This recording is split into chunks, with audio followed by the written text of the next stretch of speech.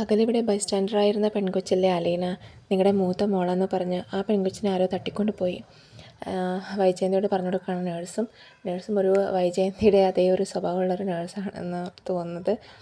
പിന്നെ കാണിക്കുന്നത് ബാലചന്ദ്രനും ശിവനും രാജീവനും പോലീസൊക്കെയുള്ള ഒരു സംഭാഷണമാണ്. അവിടുന്ന് നേരെ അലീനയെ തട്ടിക്കൊണ്ടുപോയ സ്ഥലത്താണ്. അതായത് രാജീവൻ്റെ അളിയൻ്റെ വീട്ടിലാണ് അലീന തട്ടിക്കൊണ്ടുപോയതെന്ന് പറയുന്നുണ്ട്. അവിടെ നിന്ന് ഇറങ്ങി നേരെ അവിടേക്ക് പോയി. അവിടെ നിന്ന് ബാലചന്ദ്രൻ ഒരുപാട് തിരഞ്ഞു കഴിഞ്ഞു. ലാസ്റ്റ് ഒരു ജനലിൽ നോക്കിയപ്പോഴാണ് അലീന ആ റൂമിലിരിക്കുന്നത് കണ്ടത്. പെട്ടെന്ന് മോളെ എന്ന് വിളിച്ചപ്പോൾ അലീനയ്ക്ക് പെട്ടെന്ന് അച്ഛൻ്റെ സൗണ്ട് കേട്ടപ്പോഴുള്ളൊരു ആ ഒരു നിമിഷമാണ് ഇവിടെ കാണുന്നത്.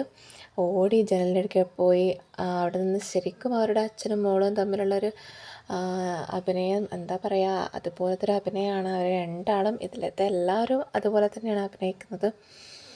അപ്പം അവർ രണ്ടാളും കണ്ടുമുട്ടുമ്പോഴുള്ള അച്ഛനും മകളുള്ള ഗാഢമായ ഒരു സ്നേഹമാണ് അവിടെ കാണുന്നത്. പിന്നെ അവിടെ നിന്നും ഗംഗാധരനും വരുന്നുണ്ട് അതേ സ്ഥലത്ത് തന്നെ.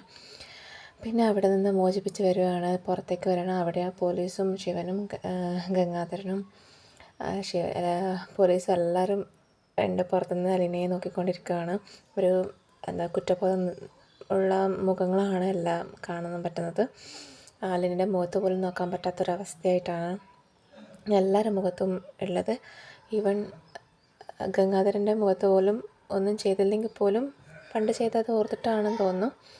അത് കഴിഞ്ഞ് ഓരോരുത്തരായി ബാലചന്ദ്രൻ പറയേണ്ട എല്ലാവരും അലീനയോട് മാപ്പ് പറയണം. പിന്നെ അതുകൊണ്ട് എല്ലാവരും കാല് പിടിച്ച് മാപ്പ് പറയുകയാണ്. ശിവനും രാജീവനും എല്ലാം മാപ്പ് പറയുകയാണ് ചെയ്യുന്നത്. പിന്നെ തിരിച്ച് വീട്ടിലേക്കും വരുന്നുണ്ട്. വീട്ടിലേക്ക് വന്ന് രാജീവനോട് ശിവനോടും പണ്ട് നടന്ന കാര്യങ്ങളെക്കുറിച്ചിട്ടും പെങ്ങൾ ചെയ്ത ക്രൂരതയെക്കുറിച്ചിട്ടും ബാലചന്ദ്രൻ എണ്ണി പറയുകയാണ് ചെയ്യുന്നത്. സ്വന്തം മക്കളെപ്പോലെ സ്വന്തം മകളോട് ചെയ്ത ക്രൂരതയ്ക്കെല്ലാം ശിവനും രാജീവനും കൂടി കണക്കിന് കൊടുക്കുകയാണ് ചെയ്യുന്നത് ബാലചന്ദ്രൻ. അതാണ് ഇവിടെ കാണുന്നത്.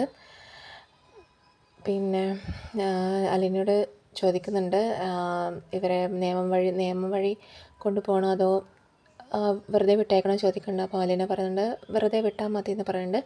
അപ്പോൾ ബാലേന്ദ്രൻ പറയുന്നുണ്ട് വെറുതെ വിട്ടാൽ പോരാ, അവരെ കൊണ്ട് മാപ്പ് പറയിക്കണം എന്ന് പറഞ്ഞിട്ടാണ് അവരെ മാപ്പ് പറയിക്കുന്നത്. അത് കഴിഞ്ഞ് ഇന്നത്തെ പ്രമോ ആണ്.